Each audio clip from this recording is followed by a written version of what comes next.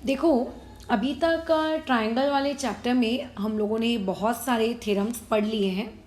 तो आगे के थ्योरम्स के तरफ प्रोसीड करते हैं। तो आज की क्लास में हम लोग देखो टोटल 2 थ्योरम्स पढ़ेंगे।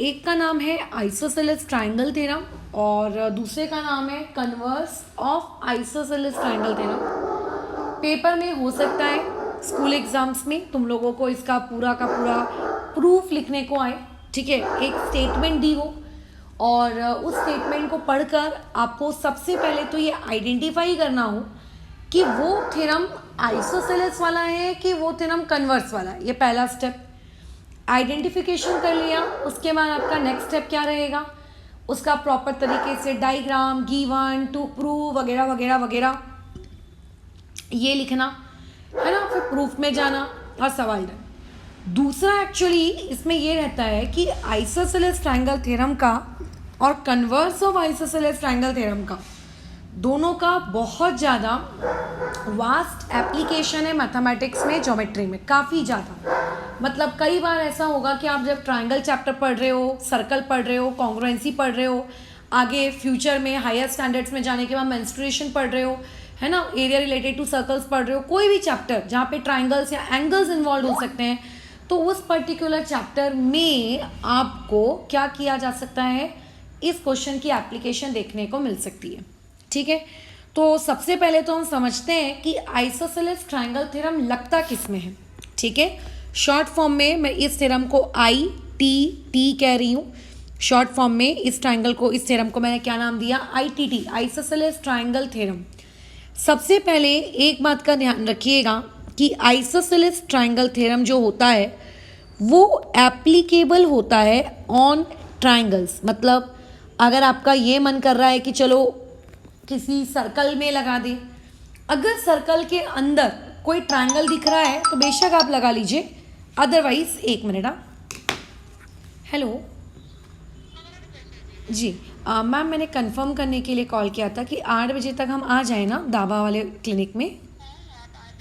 ओके ओके जी, थैंक यू मैम। ठीक है, तो एप्लीकेबल होता है ट्रायंगल्स में, ना कि किसी क्वाड्रिलैटरल में, ना तो किसी सर्कल में।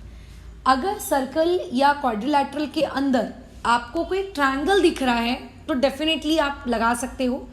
बट अगर मान लेते हैं प्योर एक सर्कल है और कोई बोलेगा इसमें आइसोसेलेस ट्रायंगल थ्योरम लगाओ, नहीं लगेगा। कोई बोलेगा कि ये एक क्वाड्रिलैटरल है, अब स्क्वायर भी हो सकता है, रोम्बस भी हो सकता है, इट कैन बी एनीथिंग, इसमें लगाओ, नहीं लगाएंगे। क्यों? It is strictly applicable two triangles. But अगर सिचुएशन कुछ इस प्रकार से है, मान के चलते हैं आपको एक सर्कल दिया हुआ है, ठीक है, इस सर्कल के अंदर एक ट्रायंगल बना हुआ है। कोई कहता है कि इस ट्रायंगल में आप आइसोसेलेस ट्रायंगल थ्योरम अप्लाई करो, कर देंगे। क्यों? क्योंकि अरे ट्रायंगल तो है ना, तो चलेगा। बट अगर खाली सर्कल है, कोई बोल रहा है इसमें आइसोसेलेस ट्रायंगल थ्योरम लगाओ, so it is not applicable.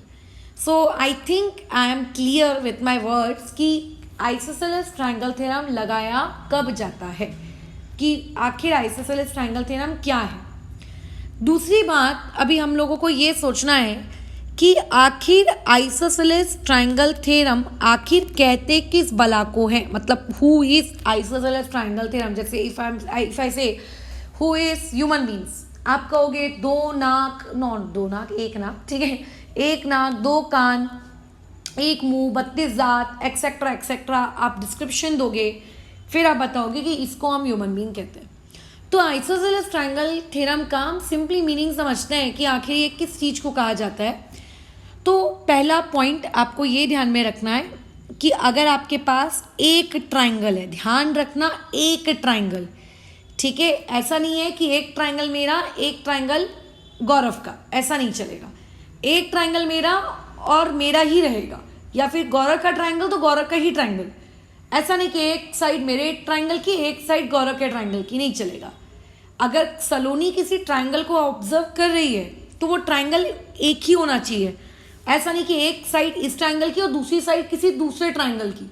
कई लोग ये गलतियां करते हैं, तो ऐसा मत करिएगा, ठीक है, ध्यान रखना, ऐसा मत करिएगा। किसी एक पर्टिकुलर ट्रायंगल में इसको अप्लाई करना है। तो in any triangle, in any one triangle, आप कोई भी एक ट्राइंगल उठाकर लेकर आ जाइए मार्केट से। अगर उस ट्राइंगल की दो इक्वल साइड्स है, हैव टू इक्वल साइड्स, अगर उसकी दोनों साइड्स बोलो कैसी हैं, इक्वल है, तो ध्यान रखना कि उन साइड्स के जो अपोजिट एंगल्स होते हैं, ठीक है, उन साइड्स के जो अपोजिट एंगल्स होते हैं, है ना, then opposite angles of that side, उस साइड्स के जो अपोजिट एंगल्स होंगे, ठीक है, अच्छा, आर इक्वल, वो एंगल्स क्या हो जाएंगे, इक्वल हो जाएंगे। इसे कहते हैं आइसोसेलेस ट्राइंगल थ्योरम। अभी आप आइसोसेलेस ट्राइंगल थ्योरम पढ़ रहे हो तो मैं इतना तो अज्यूम करके चलती हूँ कि आपने बेसिक कॉन्ग्रुएंसी लगाना आपको आ चुका है, आपको बेसिक कॉन्ग्रुएंसी लगानी आती है, आपको CACT, CSCT, CPC, मतलब ये सब चीज़ें लगानी आपको आती है। तो ऐसे में मान के चलते हैं मेरे पास ये एक ट्राइंगल है जिसका नाम है PQR। मान के चलते हैं बुक वाला ऐसा कह रहा है कि ये वाला QR और ये वाला PQ इक्वल है। ऐसा मैं नहीं कह रही हूँ, ऐसा बुक वाला कह रहा है, ठीक है। ये डेटा मुझको गिवन दिया हुआ है कि QR जो है वो इक्वल होगा किसके, PQ के, ऐसा बुक वाला कह रहा है, मैं नहीं कह रही हूँ।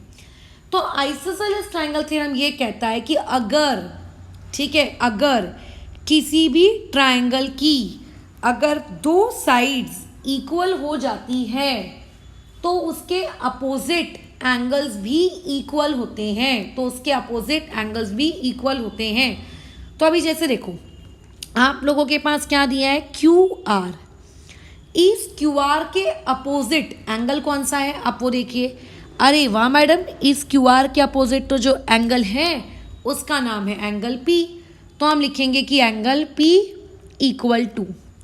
अब फिर आप देखोगे कि QR किसके इक्वल है, PQ के इक्वल है, तो डायग्राम में आप PQ को मार्क करिए। तो देखिए ये रहा PQ, इस PQ के अपोजिट कौन सा एंगल है, देखिए देखिए dot dot dot dot dot dot, अरे वाह, PQ के सामने तो एंगल R है, यानी कि एंगल P इक्वल टू क्या हो जाएगा, एंगल R।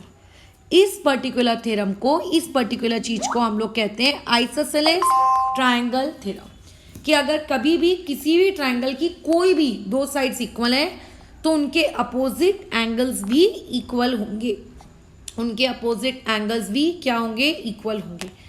अब मैं ऐसा कह रही हूँ या कोई दूसरा टीचर ऐसा कह रहा है या कोई गूगल ऐसा कह रहा है तो तुम ये बात मान लोगे क्या, नहीं।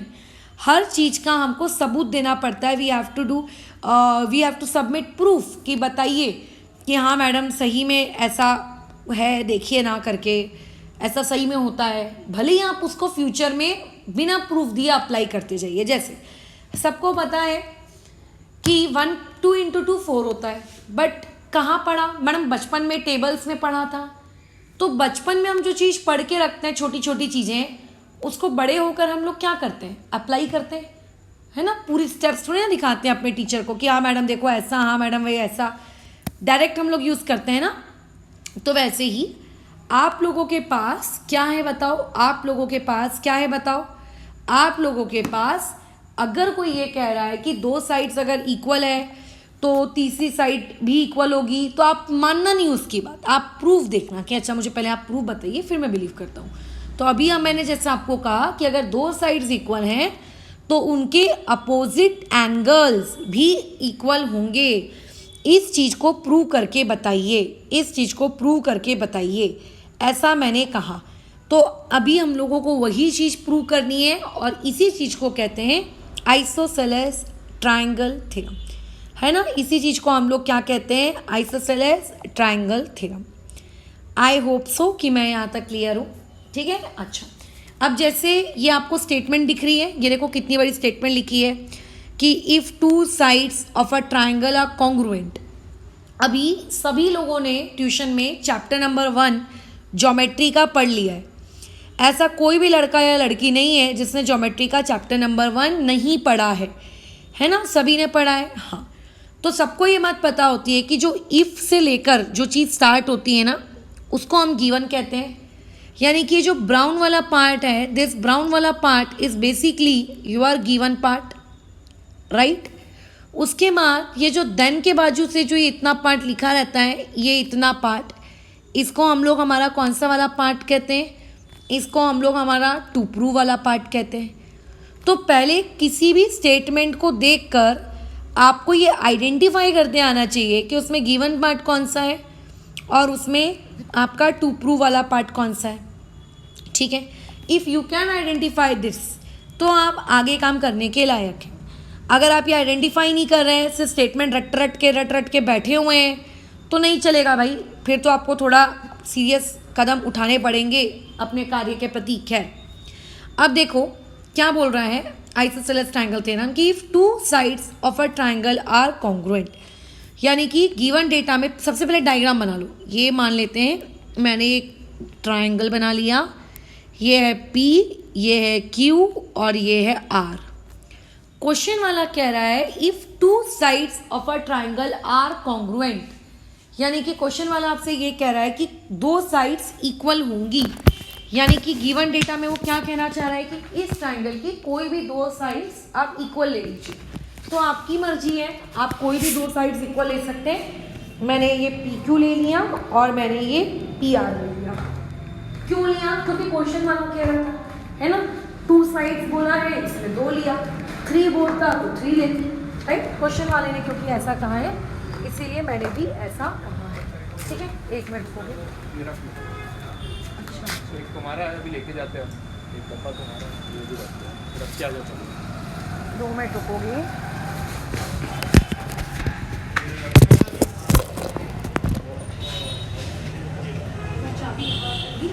लोग जा रहे हैं ना अभी? हाँ, तुम मतलब 7:45 निकलोगे? हाँ,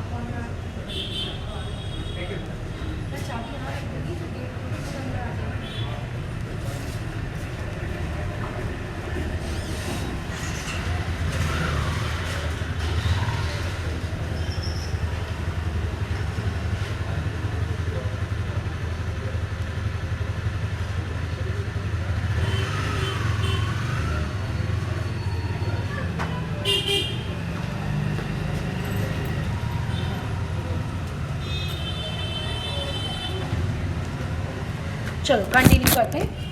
तो दो साइड्स आपको कॉन्ग्रुएंट बोला था, तो वैसे ही मैंने दो साइड्स ले ली कॉन्ग्रुएंट, है ना। चलो अब इसका गिवन डेटा लिख देते हैं। इसका गिवन डेटा क्या है? गिवन डेटा में आपको बोला जा रहा है इन ट्रायंगल PQR कौन सी दो साइड्स को हमने इक्वल लिया है? आप लिख दीजिए कि साइड PQ है ना, हमने कॉन्ग्रुएंट ले ली है। किस चीज़ के कॉन्ग्रुएंट ले ली है? साइड PR के। अब कई बच्चे क्या करते हैं, पूरे के पूरे स्टेटमेंट को ही उठा के गिवन में लिख देते हैं।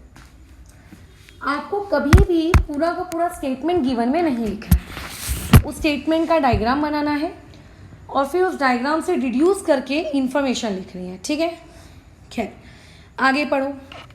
अब और कोई गिवन है क्या? नहीं, बस इतना गिवन है। बोल रहा है then the angle opposite to them are congruent. Then मतलब टू प्रूफ।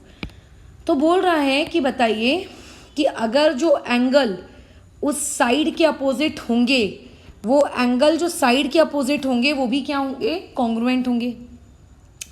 यानी कि PQ के अपोजिट कौन है? PQ के अपोजिट है R, और PR के अपोजिट कौन है? PR के अपोजिट है मैडम Q। यानी कि क्वेश्चन वाला ये कह रहा है टू प्रूव में कि अपोजिट एंगल्स इक्वल होने चाहिए। तो PQ के अपोजिट कौन है? R, तो एंगल R कॉन्ग्रुएंट आना चाहिए किसके? एंगल Q के। ये क्वेश्चन वाला चाह रहा है। कभी भी एंगल का नाम एक अक्षर में नहीं लिखते। अगर मैंने लिखा है एंगल R तो ये गलत तरीका, आपको लिखना चाहिए उसको PRQ। R बस बीच में आना चाहिए, इस बात का ध्यान रखना। सिर्फ Q लिखेंगे क्या? नहीं, उसको लिखेंगे RQP। ध्यान रखना बस जो एंगल होता है वो बीच में आना चाहिए। बीच वाले टर्म को एंगल माना जाता है। आजू बाजू आप P पहले लिखो, R बाद में लिखो, उससे फ़र्क नहीं पड़ता। अब इस क्वेश्चन को सॉल्व कैसे करें, कैसे इस चीज़ तक पहुँचे, कैसे हम साबित करें कि हाँ करके सही में वो अगर साइड्स इक्वल होती हैं तो एंगल भी इक्वल हो जाते हैं। इसके लिए हमें कंस्ट्रक्शन लगेगा। कैसे करते हैं हम कंस्ट्रक्शन? ये जो वर्टेक्स है आपकी P, यहाँ से एक परपेंडिकुलर ड्रॉप करेंगे सामने वाली साइड QR पर, परपेंडिकुलर ड्रॉप करेंगे, यानी कि एक 90 डिग्री बनाएंगे। तो आपको इस तरीके से कंस्ट्रक्शन लिखना पड़ेगा कि आपने क्या किया है। तो वहाँ पे आप लिखिए ड्रॉ, अच्छा कुछ नाम भी दे देते हैं, इसको दे देते हैं एस, तो लिखते हैं ड्रॉ पी एस परपेंडिकुलर। ये जो मैंने अभी बनाया है ना, ये परपेंडिकुलर का सिंबल है। किसके परपेंडिकुलर है? साइड क्यू आर के परपेंडिकुलर है। किसके परपेंडिकुलर है? साइड क्यू आर के। ये हो गया हमारा कंस्ट्रक्शन। बस क्या अब तो क्वेश्चन बहुत ही आसान है। जिन लोगों ने कॉन्ग्रुएंसी की है, रटी नहीं है, मैंने वर्ड ध्यान से सुना, मैंने क्या यूज़ किया, जिन्होंने कॉन्ग्रुएंसी की है उनको समझ में आ गया होगा, अच्छा ये क्वेश्चन ऐसे करना है क्या, उन्हें समझ में आ गया होगा। खैर कैसे करेंगे?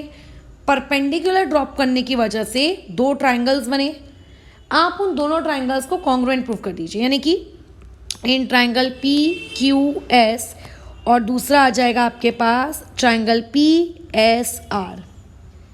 क्या हम इन्हें कॉन्ग्रुएंट प्रूव कर सकते हैं? बिल्कुल कर सकते हैं मैडम।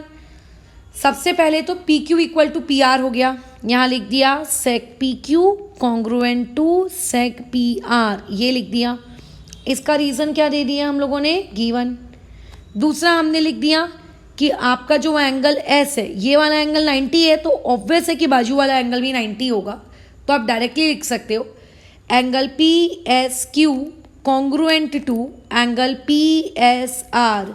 क्योंकि वो दोनों 90 डिग्री के हैं तो रीज़न लिखेंगे ईच 90 डिग्री। उसके अलावा और भी कुछ गिवन है क्या? क्या कुछ और भी कॉन्ग्रुएंट है क्या? तो कई लोग पहचान नहीं पाते हैं, तो थोड़ा ध्यान से देखो। इन दोनों ट्राइंगल्स में अगर आप ध्यान से देखें तो पी एस बोलो क्या है? एक कॉमन साइड है ना। पी एस क्या है? कॉमन साइड, जो ट्राइंगल पी क्यू एस में भी आती है और ट्राइंगल पी एस आर में भी आती है। तो हम लिख देंगे यहाँ पे कि सेक पी एस कॉन्ग्रुएंट है सेक पी एस के, और इसका रीज़न हम लोग दे देंगे, बोलो क्या? Common side. ये हो गया, है ना, डन। सो देयरफॉर मैं लिख सकती हूँ कि triangle P Q S congruent होगी ट्राइंगल पी एस आर के। और इसका रीज़न कौन सा test? Triple A, triple S, triple डो, मतलब कोई टेस्ट है ना, आपको इतने सारे टेस्ट पढ़ाए, कौन सा टेस्ट? तो अगर आप ध्यान से ऑब्जर्व करेंगे तो इसको कहा जाता है RHS टेस्ट ऑफ कॉन्ग्रुएंसी। क्यों? क्योंकि एक एंगल 90 डिग्री का है, एक हाइपोटेनियस इक्वल हो गई और एक अदर साइड इक्वल हो गई, तो RHS टेस्ट। अगर दो ट्राइंगल कॉन्ग्रुएंट हैं तो आप उसमें CPCT लगा लीजिए। अब देखो CPCT यानी कि वही होता है आपका CACT और CSCT, आप लगा लीजिए। तो कैसे लगाएंगे आप CPCT बताइए? इसमें कौन सी वाली CPCT लगाएं? साइड वाली कि एंगल वाली? क्वेश्चन में प्रूव किसको करने को बोला? एंगल को। तो बस लिख दो कि देयरफॉर हमारा एंगल PRQ कॉन्ग्रुएंट हो चुका है एंगल RQPK, और इसका रीज़न होगा CACT, और आंसर हो गया हेंस प्रूव्ड। यही तो हमें प्रूव करना था कि अगर किसी ट्राइंगल के दो साइड्स आपको इक्वल दिए हुए होते हैं तो बताइए उसके अपोजिट एंगल्स भी क्या हो जाएंगे? इक्वल। यही तो आपको दिया था, हमने कर लिया। अब देखो, अगर मैं एग्जामिनर होती और मेरे को अगर पेपर बनाना होता तो मैं पता है कैसे पेपर बनाती? MCQ अगर मुझे लेट से बनाना हो तो मैं थ्योरम की स्टेटमेंट लिख कर दे देती और मैं आपको आइडेंटिफाई करने को कहती कि बताइए मतलब आइडेंटिफाई करिए कि ये जो पर्टिकुलर चीज़ है ये किस थ्योरम की स्टेटमेंट है, मतलब आइसोसेलेस का है, कन्वर्स ऑफ आइसोसेलेस का है, BPT का है, किस चीज़ का है। तो इससे ये पता चल जाता कि हाँ एक लड़के या एक लड़की को आता भी है कि नहीं आता है थ्योरम का स्टेटमेंट। या फिर मैं इस तरीके से पूछ सकती थी 1 मार्क के लिए क्वेश्चन, जो कि मैं जब ट्यूशन में टेस्ट लूंगी तो मैं पूछूंगी इस टाइप का क्वेश्चन कि right the statement of isosceles triangle theorem. मतलब मैं पूरा का पूरा आप लोगों को ये करने को नहीं दूंगी कि पूरा का पूरा आप डिराइव करिए, पूरा का पूरा प्रूव करिए। मैं ये दे दूंगी कोई भी एक थ्योरम को कि चलो इसको बैठो, शुरू करो, इसको स्टेटमेंट लिखो। बस स्टेटमेंट लिखने को दे सकती थी मैं। कल को मैं इसका पूरा का पूरा स्टेटमेंट का प्रूफ दे सकती थी कि बताइए इसको प्रूव करके दिखाइए। तो आपको construction, given, diagram to prove, आपको सब लिखना पड़ता है ना। या फिर मैं कुछ ऐसा दे सकती थी, इससे रिलेटेड कोई क्वेश्चंस दे सकती थी मैं। खैर इससे रिलेटेड क्वेश्चंस कैसे बनेंगे वो हम लोग आगे सीखेंगे, एक्सरसाइज सॉल्व करेंगे ना तब। बट इस तरह से मैं कोई क्वेश्चंस दे सकती थी। फिर तो आपको कैसा है, जब आप कोई टॉपिक पढ़ते हो तो आपको रेडी रहना है कि अच्छा इस टाइप से मेरे को चीज़ें पूछी जा सकती हैं। मतलब पढ़ने का ये मतलब नहीं होता है कि जो दिया है उठा के चुपचाप रट लिए करे जैसे। पढ़ने का ये मतलब होता है कि जो पढ़ा है उससे अगर कैसे भी घुमा फिरा के क्वेश्चन पूछा जाए वी आर रेडी। ठीक है, खैर तो फिलहाल अभी यहाँ पे हमारा आइसोसेलेस ट्रायंगल थ्योरम कंप्लीट होता है। इसके बाद वाले वीडियो में मैं कन्वर्स ऑफ आइसोसेलेस और ट्रायंगल थ्योरम सिखाऊंगी। तो बस उस पर रेडी हो जाते हैं फिर काम करने के प्रति, है ना। चलो फिलहाल इस वीडियो को यहाँ रोकते हैं।